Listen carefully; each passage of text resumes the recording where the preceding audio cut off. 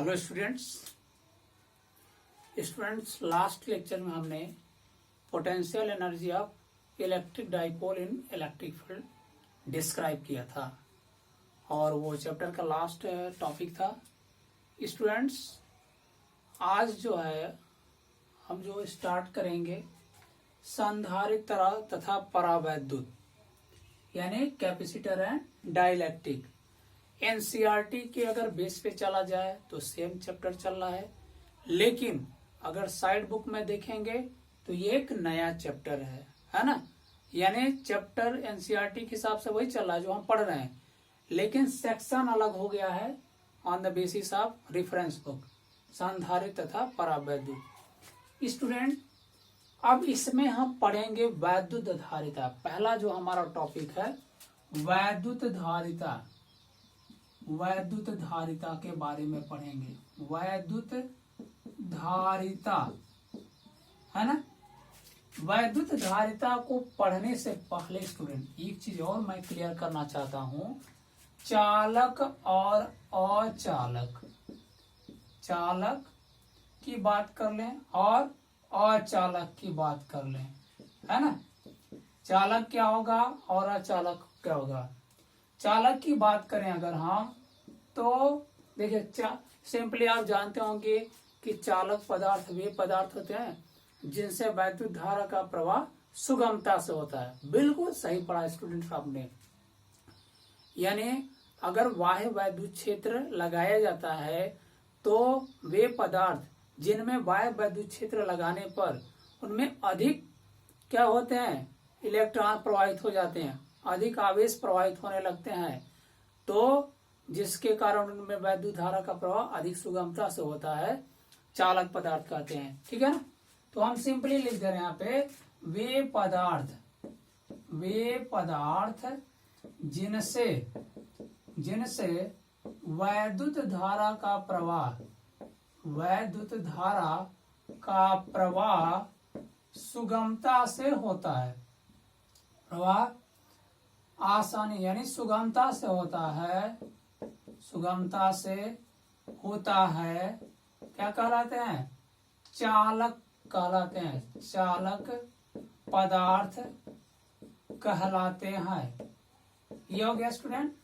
For example में अगर देखा जाए, एग्जाम्पल में क्या होगा, लोहा, तांबा, है ना, तांबा, एल्युमिनियम, चांदी आदि, ऐसे मैं लिख दे रहा हूं आदि। इसके बारे में 1 मिनट स्टूडेंट जस्ट वेट। चलिए देखा जाए अचालक क्या होते हैं। अचालक की बात किया जाए तो वे पदार्थ जिनसे धारा यानी जिनसे वैद्युत धारा का प्रवाह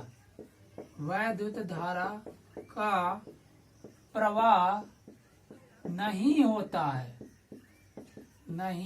है, क्या कहलाते हैं, अचालक पदार्थ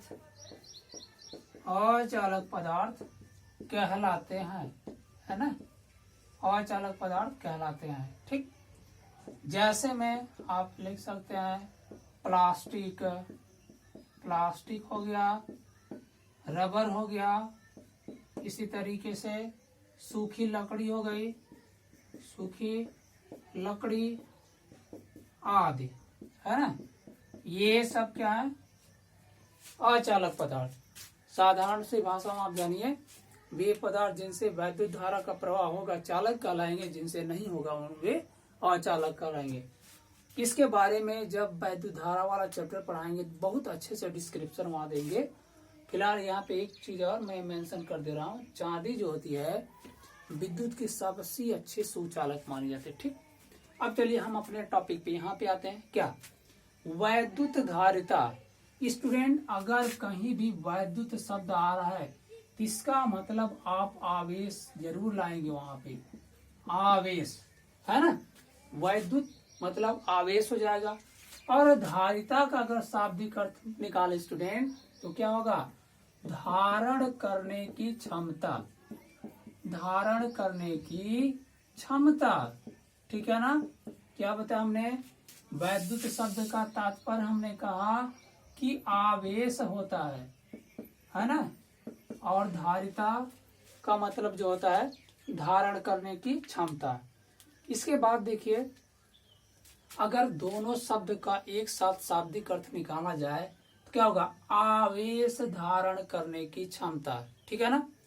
वैद्युत धारिता को अगर डिफाइन किया, देखिए सिंपल सी बात है, धारिता का शाब्दिक अर्थ होता है धारण करने की क्षमता, और वैद्युत मतलब आवेश, यानी आवेश धारण करने की क्षमता, या आप कहेंगे वैद्युत धारण करने की क्षमता। तो आप पूरे शब्द का अगर हम डिफिनीशन दें तो क्या कहेंगे, वैद्युत धारिता क्या बोलेंगे, यानी क्या होगा, वैद्युत धारण करने की क्षमता को वैद्युत धारिता कहते हैं। और विद्युत कौन धारण करेगा स्टूडेंट, अभी बताए हैं कि चालक और अचालक में से चालक ये एक ऐसा पदार्थ होगा जो विद्युत को धारण करेगा, यानी जिनसे धारा का प्रवाह होता है, ठीक। तो अब देखिए वैद्युत धारिता क्या कहलाएगी, यानी क्या होगा, किसी चालक पदार्थ के वैद्युत धारण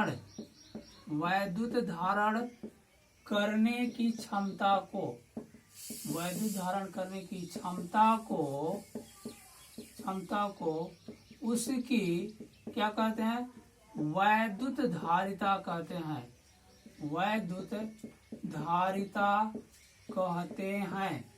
देखिए स्टूडेंट, वैद्युत शब्द से मतलब हम आवेश का ही यहाँ कल्पना करेंगे, यानी वैद्युत अगर कह रहे हैं तो इसका मतलब आवेश को ही धारण किया जा रहा है, ठीक। ये हो गया धारिता। अब स्टूडेंट क्या होगा, देखिए कोई बर्तन है, कोई बकेट आप लीजिए, तो इसमें क्या होगा, अब इसमें क्या होगा, अगर कोई लिक्विड डालें, जैसे जैसे डालेंगे वैसे वैसे इसकी धारिता बढ़ेगी ना, यानी वैसे वैसे इसका वॉल्यूम यहाँ पे बढ़ता चला जाएगा, ऐसे बढ़ता चला जाएगा। ठीक इसी तरीके से हम बात करेंगे, अगर कोई चालक पदार्थ है, ठीक है ना, तो जैसे जैसे इसको आवेश दिया जाएगा वैसे वैसे क्या होगा, इसके विभव में वृद्धि होती जाती है। हम किसी चालक को जैसे जैसे आवेश देते हैं उसके विभव के मान में वैसे वैसे वृद्धि होती जाती है ना भाई। जैसे जैसे आप किसी बर्तन में सामान रखते जाओगे क्या होगा, वैसे वैसे उसके अंदर का जो वॉल्यूम होगा बढ़ता जाएगा ना। हम उसी रेफरेंस को ध्यान में रखते हुए बात कर रहे हैं कि किसी चालक को जैसे जैसे आवेशित किया जाएगा वैसे वैसे उसके विभव में वृद्धि होती जाती है। कहने का मतलब क्या है, गिवन चार्ज यानी आवेश इज डायरेक्टली प्रोपोर्शनल टू क्या, विभव v, ठीक है ना। अब यहाँ से प्रोपोर्शनल का निशान हटाएंगे तो एक कांस्टेंट c होता है, अनुक्रमानुपातीय नियतांक, जो क्या है, जो चालक की वैद्युत धारिता है। यहाँ c एक अनुक्रमानुपातीय नियतांक है जिसे चालक की वैद्युत धारिता कहते हैं। और ये क्या करता है, चालक की आकृति पे, साइज पे और निर्भर करेगा, और उसके चारों ओर जो माध्यम होगा उस पे भी डिपेंड करता है। और क्या, उसके समीप अगर कोई अन्य चालक है तो उस पे भी निर्भर करता है, यानी अफेक्टेड होता है। फिलहाल वो सारी चीजें आगे और भी क्लियर होंगी, लेकिन फिलहाल ये जानिए इसी एक अनुक्रमानुपातीय नियतांक है। अतः क्या होगा, c का वैल्यू निकालेंगे क्या मिलेगा, Q/V, ठीक है ना स्टूडेंट। ये हो गया धारिता का सूत्र आ गया, ठीक है ना, वैद्युत धारिता का यही सूत्र हो गया, ठीक। अब स्टूडेंट वैद्युत धारिता का सूत्र, अगर हमें किसी चालक की वैद्युत धारिता डिफाइन करनी है, यहाँ ऊपर लिखेंगे, दिखेगा, चलिए यहाँ, ठीक है, यहाँ मैं लिखता हूँ।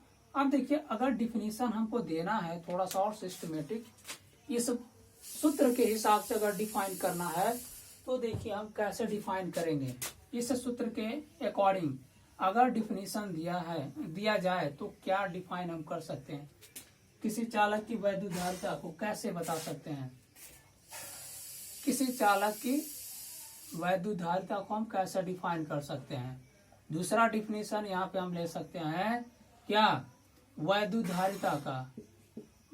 धारिता को अगर हमें डिफाइन करना है क्या बोल सकते हैं? देखिए ये क्या है, चालक को दिया गया आवेश तथा भी क्या उसके विभव में हुई वृद्धि। तो हम ये कह सकते हैं किसी चालक को दिए गए आवेश तथा उसके विभव में हुई वृद्धि के अनुपात को ही चालक की वैद्युत धारिता कहते हैं। ठीक है ना? क्या बोलेंगे? किसी चालक को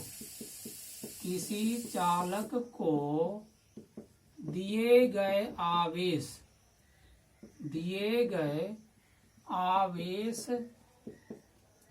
तथा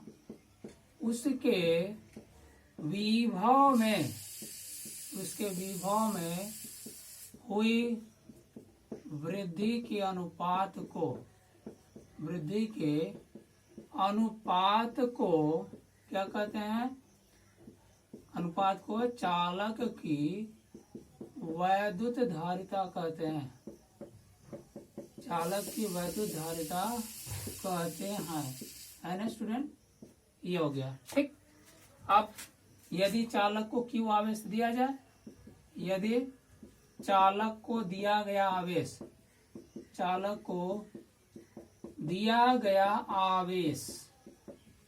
क्यू तथा उसके विभव में हुई वृद्धि क्या हो? कैपिटल वी हो तो क्या हो जाएगा? धारिता C = Q/V। दिख रहा है ना स्टूडेंट? यहाँ दिख रहा है कि नहीं दिख रहा है? नहीं दिख रहा है। चलिए थोड़ा सा मैनेज करते हैं, थोड़ा सा, 1 मिनट, वंस वेट। ये अब तो दिख रहा है ना? ठीक, ओके। ये हो गया C = Q/V। अब स्टूडेंट हम इसके मात्रक और बीमा को भी निकालेंगे आज ही, ठीक है ना? चलिए अब इसके मात्रक और बीमा को हम फाइंड आउट करते हैं। C का मात्रक अगर निकाला जाए तो क्या होगा? देखिए स्टूडेंट, ये सारे टर्म मैं डिस्क्राइब कर रहा हूँ एग्जाम पॉइंट ऑफ व्यू से। 1 मार्क्स के क्वेश्चन इसमें से आ जाते हैं। न्यूमेरिकल आ जाता है, मात्रक बीमा पूछ लेता है। अब देखिए वैद्युत धारिता C का मात्रक अगर निकाला जाए, C का थोड़ा सा और यहाँ लिखते हैं, C का मात्रक निकाला जाए क्या होगा? चूंकि अभी पढ़े हैं C = Q/V, तो C का मात्रक अगर निकाला जाए क्या होगा? Q का मात्रक क्या होगा? Q का मात्रक, अब भाई V का मात्रक, Q का मात्रक कूलाम, V का मात्रक वोल्ट, कूलाम प्रति वोल्ट, C का मात्रक आ गया। ठीक है ना? अब एक चीज और जानते हैं क्या? ये मात्रक अगर दिख जाएगा तो ये आपका आंसर में लिख दिया जाएगा। चूंकि एक चीज और होता है, एक कूलाम प्रति वोल्ट की जगह हम क्या लिख सकते हैं? 1 फैराड लिख सकते हैं। ठीक है ना? इसलिए C का एक और मात्रक आप बोल सकते हैं, दूसरा मात्रक क्या? फैराड बोल सकते हैं। ठीक है ना? फैराड भी आपको ज्यादा फैराड ही लिखा हुआ मिलेगा, ऑप्शनल क्वेश्चन में ये पूछता है। ठीक है ना? अब हमने C का मात्रक भी बता दिया। अब C की बीमा हम निकालेंगे। मात्रक तो क्लियर है ना? अब देखिए बीमा हम निकालते हैं। बीमा को निकालने के लिए इसको मैं इरेज करता हूँ। ठीक है? कोई कंफ्यूजन नहीं होना चाहिए। अब C का मात्रक तो निकल गया, अब C की बीमा निकाला जाए। ठीक, तो इरेज करना ही पड़ेगा। चलिए इरेज करते हैं। अब C की बीमा निकाला जाए। देखिए C की बीमा यानी वैद्युत धारिता की बीमा यहाँ पढ़े हैं। चूंकि C का मात्रक अभी निकाले, हम क्या निकाले हैं? कूलाम प्रति वोल्ट, है ना? अब देखिए कूलाम को ऐसे रहने दीजिए, कूलाम को ऐसे ही रहने दीजिए। वोल्ट को क्या लिख सकते हैं? वोल्ट की जगह जूल प्रति कूलाम लिख सकते हैं। बटे में कूलाम है, ये फिर ऊपर चला जाएगा, इस कूलाम के साथ गुणा हो जाएगा, तो ये कूलाम इसमें जाके गुणा होगा तो कूलाम स्क्वायर हो जाएगा, कूलाम स्क्वायर बाय जूल। ठीक, अब देखिए कूलाम को क्या लिख सकते हैं? एम्पियर इंटू सेकेंड लिख सकते हैं। ठीक है ना?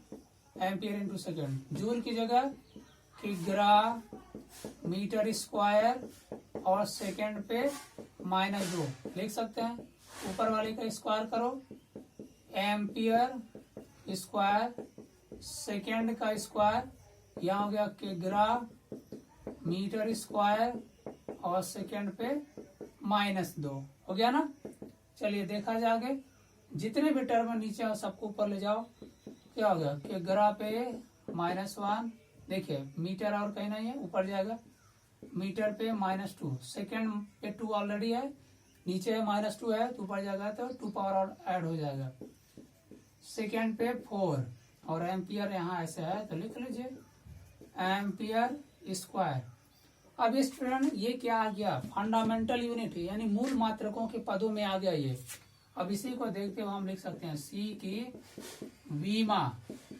सी की विमा क्या होगा, किग्रा के लिए यम, तो यम पे -1, मीटर के लिए यल पे -2, सेकंड के लिए टी के पावर 4, एम्पियर के लिए ए, तो ए का स्क्वायर। अब ये क्या आ गया, सी की विमा आपने फाइंड आउट किया, तो सी की विमा फाइंड आउट करने पे आपने निकाल लिया यम पे -1, यल पे -2 और टी पे 4 ए स्क्वायर, ठीक है ना। ये डायमेंशनल फार्मूला भी हमने फाइंड आउट कर लिया और इसका मात्रक भी इसके पहले निकाले हैं, परिभाषा भी हो गया। तो आज का स्टूडेंट ये कॉन्सेप्ट क्लियर हो गया वैद्युत धारिता का। वैद्युत धारिता के बारे में बताया, इसको बताने से पहले हमने चालक और चालक के भी बारे में बता दिया, वैद्युत धारिता का सूत्र निकाल दिया, मात्रक निकाल दिया, बीमा निकाल दिया, ठीक। तो ये कॉन्सेप्ट पूरा क्लियर हो गया। बाकी नेक्स्ट अब वीडियो में मैं नेक्स्ट टॉपिक के साथ आपको टीच करूंगा, आपको पढ़ाऊंगा। ओके स्टूडेंट, तो आज के लिए बस इतना ही।